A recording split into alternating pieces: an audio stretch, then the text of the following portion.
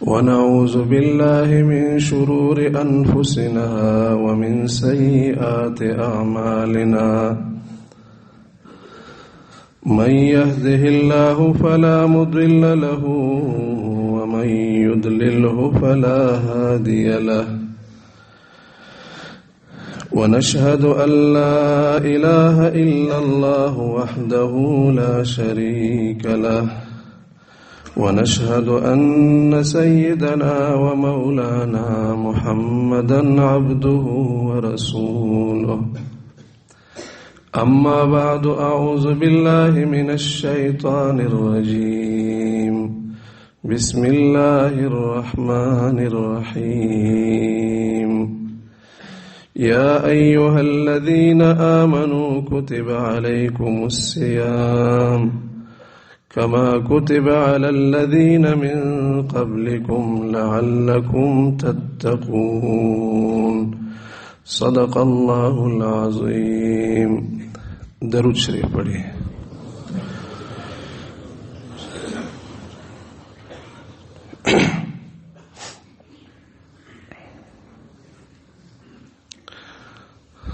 اللہ رب العالمین اپنے بندوں کے ساتھ انتہائی محبت کرتے ہیں،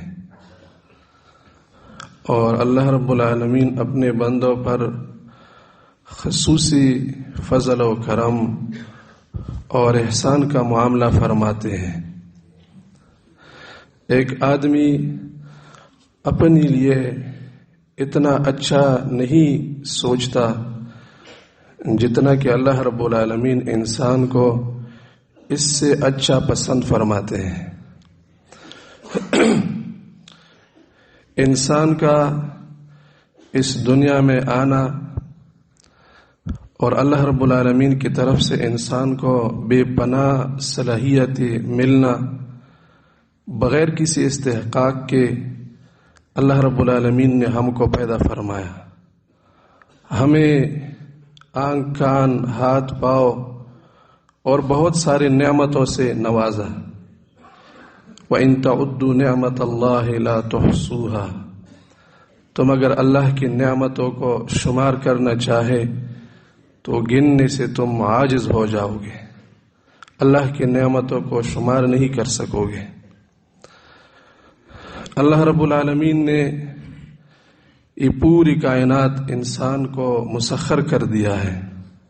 زمین و آسمان، پہاڑ و دریا، چرند و پرند اپنا طبعی زندگی گزار کر فائدہ انسان کو پہنچاتے ہیں. صبح سورج طلوع ہوتا ہے اور رات کے وقت غروب ہوتا ہے. سورج طلوع ہونے سے دن اور سورج غروب ہونے سے رات ہو جاتی ہے. فائدہ انسان ہی کو پہنچتا ہے. بادلوں کی صورت میں پانی دریاؤں سے اٹھ کر بارش برساتا ہے. اسی بارش سے کھیتوں میں فصل اور میوے وہ پیدا ہوتے ہیں. تالابوں میں پانی جمع ہوتا ہے، چشمے پھوٹ آتے ہیں. فائدہ انسان ہی کو پہنچتا ہے. انسان کے اپنے گھر میں پالنے کے جانور، بکری، مرغی وغیرہ بچے پیدا کرتی ہیں. پھر جب وہ بچے پال کر بڑے ہو جاتے ہیں، اس کا گوشت انسان ہی کھاتا ہے، اس کا چمڑا اور اس کا دودھ انسان ہی استعمال کرتا ہے. الم تروا ان اللہ سخر لکم ما فی السماوات وما فی الارض. تم دیکھتے نہیں ہیں کہ اللہ نے تمہارے لیے زمین و آسمان اور ان کے درمیان تمام چیزوں کو تمہارے لیے مسخر کیا. انسان کو اللہ رب العالمین نے بڑی فضیلت عطا فرمائی، انسان کو بڑا کرامت دیا اور بڑا اعزاز سے نوازا. جب حضرت آدم علیہ السلام کو اللہ رب العالمین نے پیدا فرمایا، تمام فرشتوں کو اللہ رب العالمین نے حکم دیا. فرشتے اللہ کے مقرب مخلوق ہیں، پاکیزہ مخلوق ہیں. وَإِذْ قُلْنَا لِلْمَلَائِكَةِ اسْجُدُوا لِآدَمَ، آدم کے لیے سجدہ کرو. تمام فرشتوں نے حضرت آدم کو سجدہ کیا، شیطان کو حکم ہوا، انہوں نے انسان کو سجدہ نہیں کیا، اللہ رب العالمین نے شیطان کو مردود کر دیا، ملعون کر دیا، اپنی رحمت سے دتکارا۔ شیطان انسان کو سجدہ نہ کرنے کی وجہ سے اللہ کی رحمت سے محروم ہوا، آج تک وہ نا امید اور مایوس ہے۔ انسان کو اللہ رب العالمین نے بڑا اکرام دیا ہے، بڑا شرف دیا ہے، بڑی فضیلت دی ہے انسان کو، اور یہ انسان اس کے ساتھ اللہ رب العالمین بڑی رعایت کا معاملہ کرتے ہیں۔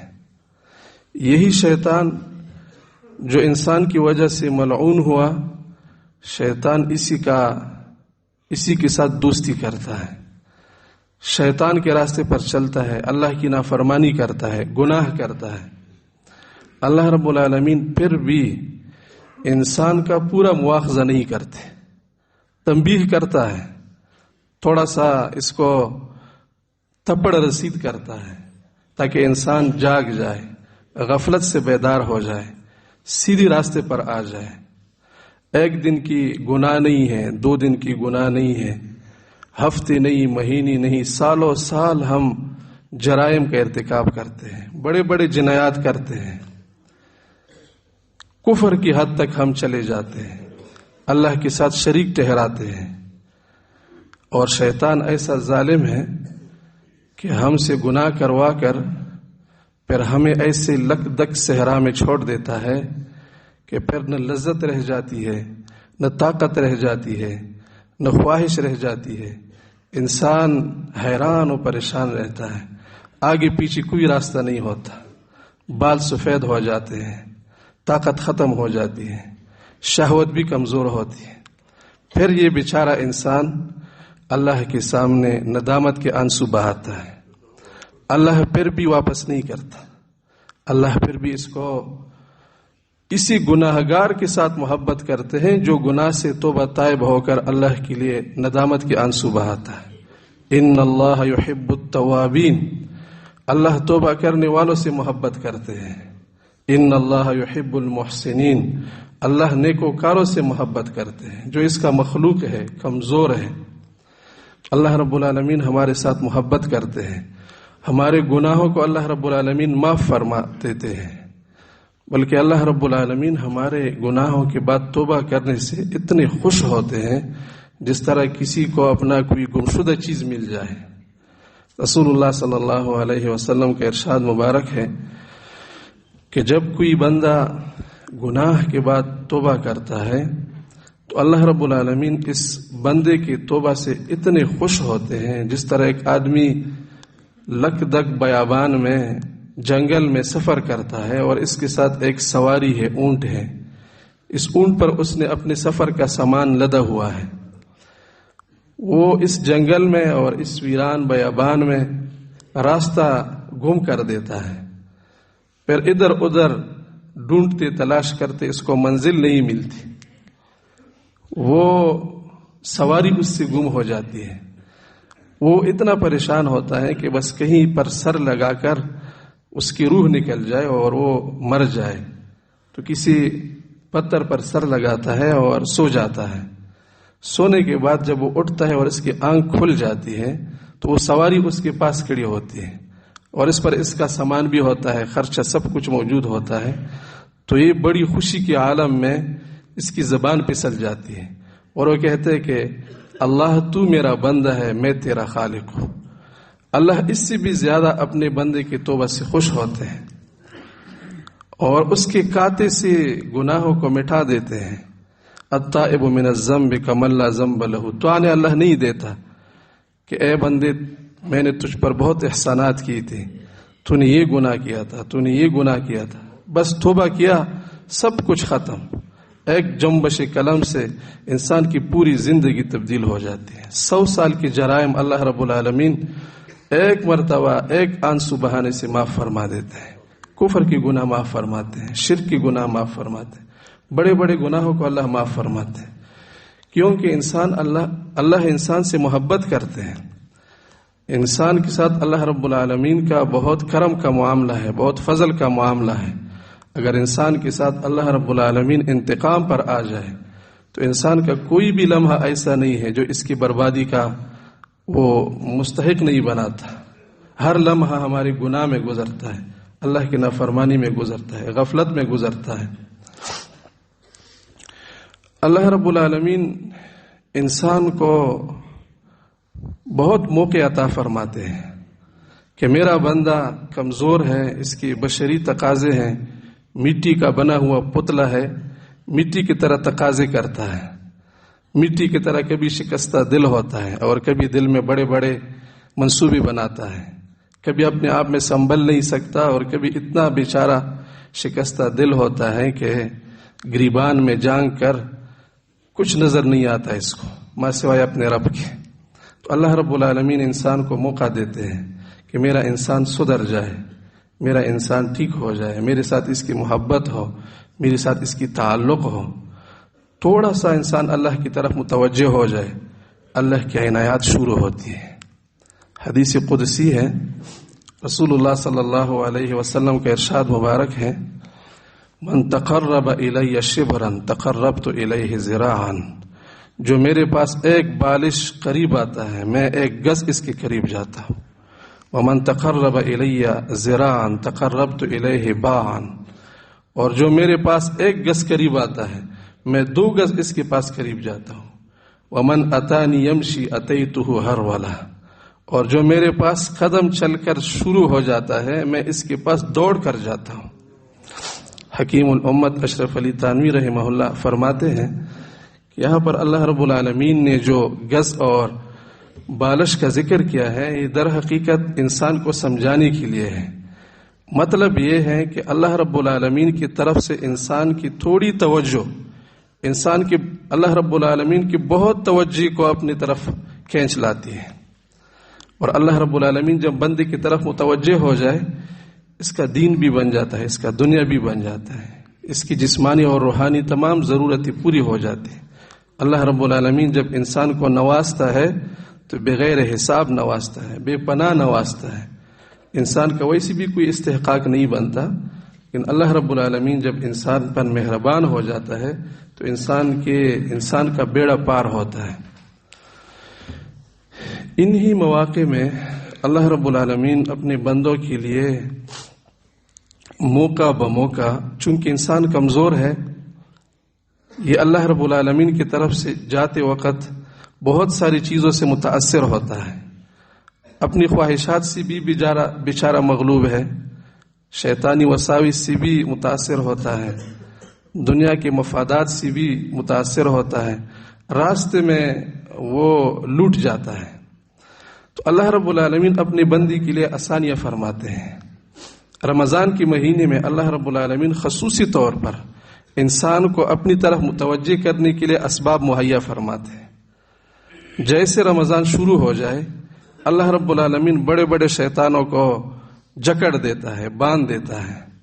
رسول اللہ صلی اللہ علیہ وسلم کا ارشاد مبارک ہے، اذا كان اول ليلة من شهر رمضان صفدت الشیاطین ومردت الجن، جب رمضان کی پہلی رات ہو تو شیاطین کو باندھا جاتا ہے، انسان شیطان کی وسوسہ سے محفوظ ہو جاتا ہے. بڑا دشمن ہمارا شیطان ہے، ان الشیطان لکم عدو فاتخذوه عدوا. تو انسان شیطانی وساوس سے محفوظ ہو جاتا ہے. انسان کی نفسانی تقاضے ہوتے ہیں، اللہ رب العالمین ان تقاضوں کو بھی ان کو کم کر دیتے ہیں. وغلقت ابواب النار، اللہ رب العالمین جہنم کے دروازوں کو بند کر دیتا ہے. جہنم کے دروازے یہی خواہشات ہیں، انسان انہی خواہشات کی وجہ سے جہنم میں داخل ہوتا ہے. رسول اللہ صلی اللہ علیہ وسلم کا ارشاد مبارک ہے، حجبت النار بالشہوات، جہنم کی آگ شہوات کے ساتھ چھپائی گئی ہے. جاتے جاتے انسان شہوات کی وجہ سے جہنم میں گر جاتا ہے. اللہ رمضان میں جہنم کے دروازوں کو بند کر دیتا ہے. یعنی انسان کی شہوات، انسان کی خواہشات، نفسانی تقاضوں میں اللہ رب العالمین ان کو تھوڑا کم کر دیتا ہے کہ انسان اللہ کی طرف متوجہ ہو جائے. انسان کچھ چیزوں کو بھی چاہتا ہے کہ وہ ان کے ساتھ چلے، تو اللہ رب العالمین جنت کے دروازوں کو کھول دیتا ہے، نیکیاں ان کے لیے آسان کر دیتا ہے. یہی وجہ ہوتی ہے کہ رمضان میں آدمی میں تھوڑا بھی ایمان کی رمق ہو تو ان کا نیکیوں کے ساتھ رغبت پیدا ہوتا ہے، اللہ کی طرف اس کی رغبت پیدا ہو جاتی ہے، گناہوں سے اس کو نفرت پیدا ہوتی ہے۔ تو اللہ رب العالمین رمضان کے مہینے میں اپنے بندوں کے لیے خصوصی ماحول بناتے ہیں کہ یہ اللہ رب العالمین کی طرف متوجہ ہو جائے۔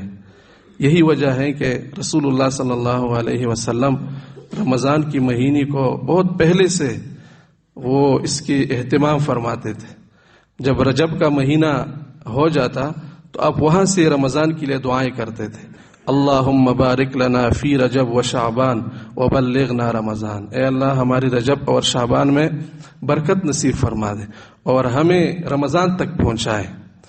جب رمضان کا شعبان کی آخری تاریخ ہوتی تھی تو آپ علیہ السلام صحابہ اکرام رضوان اللہ علیہم اجمعین کو خطبہ ارشاد فرماتے تھے، رمضان کے حوالے سے ہدایات دیتے تھے۔ سلمان فارسی رضی اللہ تعالی عنہ فرماتے ہیں کہ جب شعبان کی 29 تاریخ ہوئی تو رسول اللہ صلی اللہ علیہ وسلم نے لوگوں کو ایک خطبہ ارشاد فرمایا، یا ایھا الناس قد اظلکم شہر عظیم، اے لوگو تمہارے اوپر ایک بہت بڑی مہینہ سایہ فگن ہو رہا ہے، عظیم، بہت بڑی مہینہ ہے، اس میں اللہ رب العالمین کی طرف سے عنایات ہوتی ہے، اللہ رب العالمین کی طرف سے برکات ہوتی ہے، رحمت نازل ہوتی ہے، انسان کا روح اللہ رب العالمین اس میں صلاحیت پیدا فرماتے ہیں، اللہ کی طرف توجہ نصیب ہوتی ہے، فرشتوں کا نزول ہوتا ہے، دل نرم ہوتے ہیں، گناہ سے نفرت ہوتی ہے، بڑی مہینہ ہے۔ تو اس مہینے میں اللہ رب العالمین کی طرف سے مبارکن، برکت والی مہینہ ہے۔ برکت کا مطلب یہ ہوتا ہے کہ انسان کے عمل میں استحکام آ جاتا ہے، تھوڑی سی کام کرتا ہے وہ ٹھکانے لگ جاتا ہے۔ اس طرح انسان ایک پیسہ کماتا ہے لیکن وہ اس کے ٹھکانے لگ جاتا ہے۔ رمضان کی مہینے میں ایک مرتبہ ذکر کرے وہ دل پر لگ جاتا ہے، 2 رکعت نفل نماز پڑھے، اس سے بڑی ترقی ہوتی ہے۔ اللہ رب العالمین عبادات کی وزن کو بھی بڑھاتے ہیں، قیمت کو بھی بڑھاتے ہیں، آسان بھی فرماتے ہیں۔ فیہ لیلۃ خیر من الف شہر، اس مہینے میں ایک رات ہے جو 1000 مہینوں سے بہتر ہے۔ 80-84 سال کی عبادت سے ایک رات کی عبادت کا ثواب زیادہ ہے۔ اس میں اگر آپ صدقہ دے دیں، جس طرح ایک آدمی 80-84 سال سے زیادہ صدقات دیتا ہے، ایک رات میں اتنا ثواب ملتا ہے۔ 2 رکعت نفل نماز پڑھے، 80-84 سال سے زیادہ ثواب کا ان 2 رکعت کا ہوتا ہے۔ اور اللہ رب العالمین نے اس مہینے کے روزے کو فرض فرمایا ہے، جعل اللہ صیامہ فریضہ وقیامہ تطوعا۔ کوئی آدمی اس مہینے میں نیکی کا ایک کام کرتا ہے، نفل عبادت کرتا ہے، من تقرب فیہ بخصلۃ کان کمن ادى فریضۃ فیما سواہ، جو اس مہینے میں نفل عبادت کرتا ہے اس کی اتنی ثواب ہے جیسے رمضان کے علاوہ فرض اس نے عبادت کی ہے۔ فرض نماز کا بہت بڑا، فرض عبادت کا بہت بڑا اللہ رب العالمین کی نزدیک قیمت ہوتی ہے۔ انسان سب سے زیادہ اللہ کے قریب فرائض سے جاتا ہے، اور جو آدمی رمضان میں ومن ادى فریضۃ کان کمن ادى 70 فریضۃ فیما سواہ، جو رمضان کے مہینے میں ایک فرض ادا کرے اس کو اتنا ثواب ملتا ہے جس طرح رمضان کے علاوہ اس نے 70 فرائض ادا کی ہو۔ ہوا شہر الصبر، یہ صبر کا مہینہ ہے، اپنے آپ کو قابو کرنے کا مہینہ ہے، اپنے نفس کو کنٹرول کرنے کا مہینہ ہے۔ وہوا شہر المواسات، ایک دوسرے کے ساتھ ہمدردی کا مہینہ ہے، کمزوروں کا، بیماروں کا، مریضوں کا خیال رکھنے کا مہینہ ہے۔ اس مہینے میں اللہ رب العالمین انسانوں کو نوازتے ہیں۔ اگر اس مہینے میں بھی انسان اتنی غفلت کا مظاہرہ کرے کہ اللہ رب العالمین کی رحمت بارش کی طرح برستی ہے، پورا مہینہ گزر جائے اور اس کے دل میں کوئی تبدیلی نہ آ جائے، کوئی فرق نہ آ جائے، اس کا دل نرم نہ ہو جائے، اللہ رب العالمین کی خشیت اس میں پیدا نہ ہو، اس کی اصلاح کی طرف توجہ حاصل نہ ہو، اس کے اخلاق سدھر نہ جائے، تو یہ بہت ہی بدقسمت انسان ہوتا ہے۔ رسول اللہ صلی اللہ علیہ وسلم نے ایسے آدمی کے لیے بد دعا فرمائی کہ جو آدمی رمضان اس پر گزر جائے اور اس کی مغفرت نہ ہو جائے، اس کی بخشش نہ ہو جائے، اس آدمی کی ہلاکت ہو۔ حضرت جبرائیل نے اس پر آمین کہا ہے۔ تو رمضان کا مہینہ بڑا مبارک مہینہ ہے، اور ہمارے لیے اللہ رب العالمین کے ساتھ تعلق، اللہ رب العالمین کی معرفت کے حصول کا بہت بڑا ذریعہ ہے۔ اس مہینے کو وصول کرنا ہماری ضرورت ہے۔ اس میں اگر ہم غفلت کریں تو یہ ہماری بڑی بدنصیبی ہوگی اور ہماری بڑی کمبختی ہوگی۔ الحمدللہ یہاں پر جو احباب تشریف لائے ہیں، ماحول بھی بنا ہوا ہے، ذکر و اذکار کے مجالس ہوتے ہیں، تعلیم کے حلقے ہوتے ہیں، یہ خود اتنے بڑے اعمال ہیں۔ ذکر کے مجلس میں یا تعلیم کے حلقہ میں بیٹھنا کہ اللہ رب العالمین کی طرف سے ایسے مجالس پر سکینہ نازل ہوتا ہے۔ سکینہ خود روحانی استعداد کو کہتے ہیں۔ انسان کا دل اللہ رب العالمین کی تجلیات کو قبول کرنے والا بن جاتا ہے، جس طرح کہ مردہ زمین میں جان آ جاتی ہے۔ بہار کے موسم میں جیسے زمین میں فصل پیدا ہوتا ہے، اسی طرح انسان کا مردہ دل انہی مجالس میں اللہ رب العالمین ان میں استعداد پیدا فرماتے ہیں، سکینہ نازل ہوتا ہے، رحمت نازل ہوتی ہے، فرشتے اترتے ہیں، اور اللہ رب العالمین کی طرف سے لوگوں کی مغفرت کے فیصلے ہوتے ہیں۔ اللہ رب العالمین لوگوں کے گناہوں کو بخشتے ہیں۔ بہت بڑا موقع ہے، اس موقع کو ہاتھ سے ضائع ہونے مت دے۔ جتنے بھی معمولات ہیں یہاں پر، ہر معمول ہمارے اصلاح کا ایک حصہ ہے۔ اجتماعی معاملات خصوصاً، اس کے علاوہ پھر انفرادی معاملات میں آپ انتہائی شوق سے اور انتہائی محنت سے، انتہائی لگن کے ساتھ یہ مہینہ گزارے۔ اس ایک مہینے کا اثر انسان کی پوری سال پر رہتا ہے۔ چونکہ رمضان کے مہینے میں اللہ رب العالمین نے اپنے بندوں پر جو روزے فرض فرمائے ہیں، اس کے ایک خاص فائدہ بھی اللہ رب العالمین نے خود ارشاد فرمایا ہے۔ یا ایھا الذین آمنوا کتب علیکم الصیام کما کتب علی الذین من قبلکم لعلکم تتقون۔ تمہارے اوپر روزہ فرض کیا گیا ہے، تم سے پہلی بھی امتوں پر فرض تھا، تاکہ تم متقی بن جاؤ، اللہ رب العالمین کی نافرمانی سے بچنے والے بن جاؤ، اور اس روزہ کی برکت سے جہنم کی آگ سے بھی بچ جاؤ۔ اس رمضان کے روزے کی برکت سے شیطان کے وساوس سے بھی بچ جاؤ، لعلکم تتقون، اپنے نفس کے خواہشات کے تقاضوں سے بھی بچ جاؤ۔ یہ روزہ ڈال ہے، اس سے انسان بچتا ہے، اپنے گناہوں کی نحوست سے بچتا ہے، شیطان کی وساوس سے بچتا ہے، نفسانی تقاضوں سے بچتا ہے، اللہ کی نافرمانی سے بچتا ہے، جہنم کی آگ سے بچتا ہے۔ تو یہ مہینہ اللہ رب العالمین نے ہمارے تقوی کے لیے پیدا فرمایا ہے۔ اب تقوی کے حصول کے لیے ہماری بھی کچھ ذمہ داری بنتی ہے۔ اگر ہم وہ کام کر دیں، انشاءاللہ امید ہے کہ رمضان کا مہینہ ہمارے تقوی کا ذریعہ بنتا ہے۔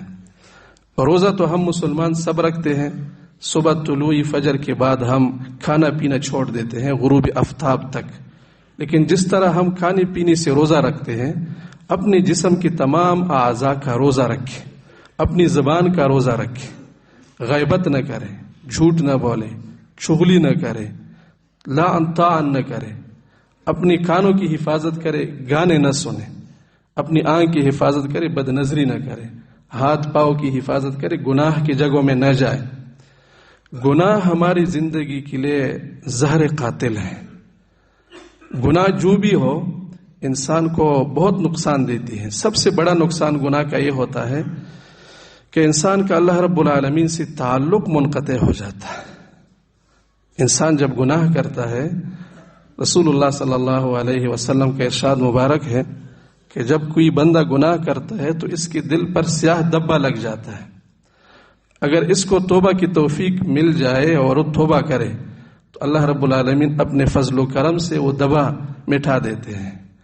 لیکن اگر وہ اس گناہ سے توبہ نہیں کرتا، دوسرا گناہ کرتا ہے، تو دل پر دوسرا سیاہ دبا لگ جاتا ہے، پھر تیسرا گناہ کرتا ہے، تیسرا دبا لگ جاتا ہے۔ گناہ کرتے کرتے اس کا دل سیاہ ہو جاتا ہے، اس کے دل میں قسوت پیدا ہو جاتی ہے، سختی پیدا ہو جاتی ہے، پھر اللہ رب العالمین کی طرف سے اس پر مہر لگتا ہے، ختم اللہ علی قلوبہم، طبع اللہ علی قلوبہم، پھر اس دل میں اس کے لیے ہدایت کے راستے بند ہو جاتے ہیں، اللہ رب العالمین کی صفات کی تجلی کو قبول نہیں کر سکتا، پھر وہ بڑا اللہ رب العالمین کے یہ دنیا میں جو نظام کائنات انسان کی تربیت گاہ ہے اس تربیت سے محروم رہ جاتا ہے، کوئی فائدہ اس کو حاصل نہیں ہوتا، روحانی فائدہ۔ تو گناہ سے انسان کا دل سخت ہو جاتا ہے، انسان کے دل میں ہدایت نہیں جاتا، انسان کے لیے ہدایت کے راستے بند ہو جاتے ہیں، اللہ رب العالمین کے ساتھ رابطہ منقطع ہو جاتا ہے، انسان کی زندگی بہت تنگ ہو جاتی ہے۔ وَمَنْ أَعْرَضَ عَنْ ذِكْرِي فَإِنَّ لَهُ مَعِيشَةً ضَنْكًا، جو میرے احکامات سے اعراض کرتا ہے، گناہ کرتا ہے، ہم اس کی زندگی کو تنگ کر دیتے ہیں۔ ہم بعض اوقات سوچتے ہیں کہ مجھے بہت پریشانی ہے، میرا دل ہر وقت تنگ رہتا ہے، مجھے کوئی خوشی نہیں ملتی، کیا وجہ ہوگا؟ میرے پاس پیسے نہیں ہوگے، میرے پاس عہدہ نہیں ہوگا، میرا عزت نہیں ہے، میرا خاندان نہیں ہے، فلان نہیں ہے۔ حالانکہ اصل وجہ اللہ رب العالمین کو ناراض کرنا ہوتا ہے۔ جو اللہ کو ناراض کرے اس کو خوشی نصیب نہیں ہوگی۔ خوشی حاصل کرنے کے لیے اللہ رب العالمین کی فرمان برداری ضروری ہے، تو گناہ سے انسان کی زندگی تنگ ہو جاتی ہے۔ تو ایک کام رمضان میں ہم یہ کریں کہ گناہ سے کلی اجتناب کریں۔ آج سے ہم یہ عزم کریں کہ کوئی گناہ نہیں کریں گے، اگر ہو جائے انسان کمزور ہے فوراً اللہ سے توبہ کریں گے، اللہ رب العالمین توبہ سے گناہوں کو معاف فرما دیتے ہیں۔ تو آج سے ہم یہ عزم کریں کہ اس رمضان کے مہینے میں ہم کوئی گناہ نہیں کریں گے، ہاتھ کی گناہ نہیں کریں گے، کان کی گناہ نہیں کریں گے، خصوصاً وہ گناہ جن کا تعلق بندوں کے ساتھ ہے، حقوق العباد، کسی کا حق کسی کے ساتھ ظلم قطعا نہ کریں۔ وَمَن يَظْلِم مِّنكُمْ نُذِقْهُ عَذَابًا كَبِيرًا، جو تم میں سے ظلم کرتا ہے، کسی کے حق تلف کرتا ہے، ہم اس کو بڑا عذاب چکائیں گے۔ اللہ کے بندوں کے ساتھ ظلم نہ کریں، اپنی اولاد کے ساتھ ظلم نہ کریں، سب سے پہلا حق تو اپنے اولاد کا ہے۔ اپنے بیوی بچوں کے ساتھ ظلم نہ کریں، اپنے رشتہ داروں کے ساتھ ان کے حقوق تلف نہ کریں، مسلمانوں کی حق تلف نہ کریں۔ اللہ رب العالمین تو جانور کی حقوق تلفی پر بھی جہنم کے فیصلے فرماتے ہیں۔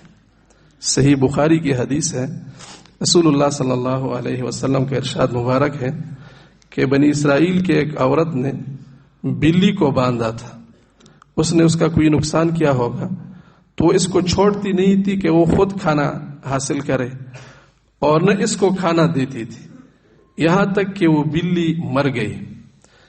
اللہ رب العالمین نے اس بلی کے ساتھ ظلم کی وجہ سے اس عورت کے حق میں جہنم کا فیصلہ کیا۔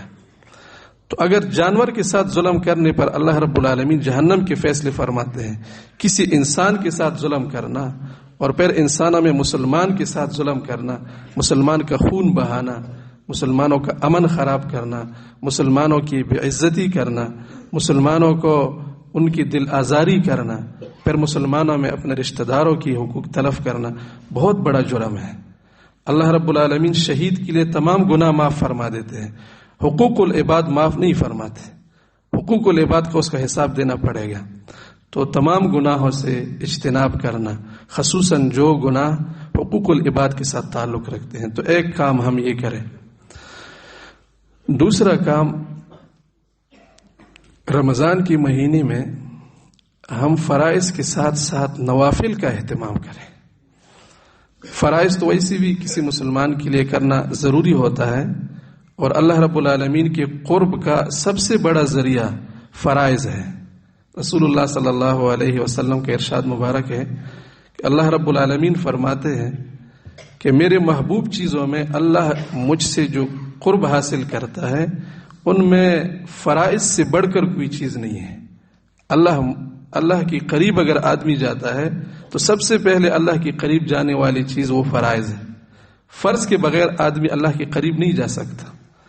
پھر ایک آدمی جب فرائض کا اہتمام کرتا ہے، فرائض کے ساتھ ساتھ وہ نوافل کرتا ہے، تو نوافل کے ساتھ بھی وہ میرے قرب حاصل کرتا ہے، اور اتنی کوشش کرتا ہے کہ وہ نوافل کی وجہ سے میرے قریب ہوتے ہوتے میں اس کے ساتھ محبت کرنا شروع ہو جاتا ہوں، وہ مجھے میرا محبوب بن جاتا ہے۔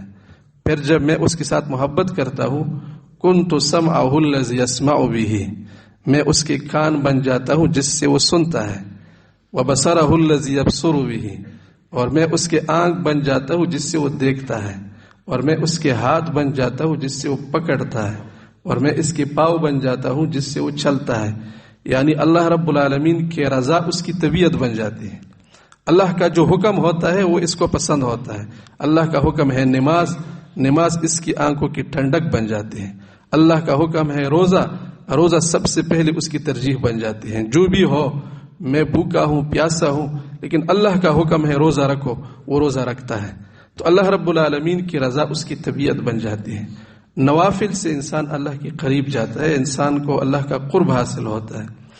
یہ دو چیزیں اگر ہم اس کا خیال رکھیں، گناہ سے اجتناب کریں اور نوافل کا اہتمام کریں. نوافل کا مطلب یہ نماز فرض ہے، فرض کے علاوہ تہجد کی نماز پڑھے، اوابین اور اشراق کی نماز پڑھے. زکوٰۃ فرض ہے، فرض زکوٰۃ کے علاوہ نفلی صدقات کرے، محتاجوں کی ضرورت کو پورا کرے، نیکی اور خیر کے کاموں میں اپنا پیسہ لگائے. تو نوافل کا ہم اہتمام کریں. انشاءاللہ اگر ہم ان دو چیزوں کا خیال رکھیں گے، یہ مہینہ ہمارے لیے رحمت کا باعث ہوگا. اور اللہ سے قوی امید ہے کہ اللہ رب العالمین اس مبارک مہینے میں ہمارے گناہوں کو معاف فرمائیں گے اور ہمیں مغفرت نصیب فرمائیں گے. اللہ ہمیں اپنا تعلق نصیب فرمائیں گے. اللہ تعالی ہمیں رمضان کا مبارک مہینہ اپنی عبادات میں گزارنے کی توفیق عطا فرمائے اور ہم سب کی گناہوں کو معاف فرما دے. وآخر دعوانا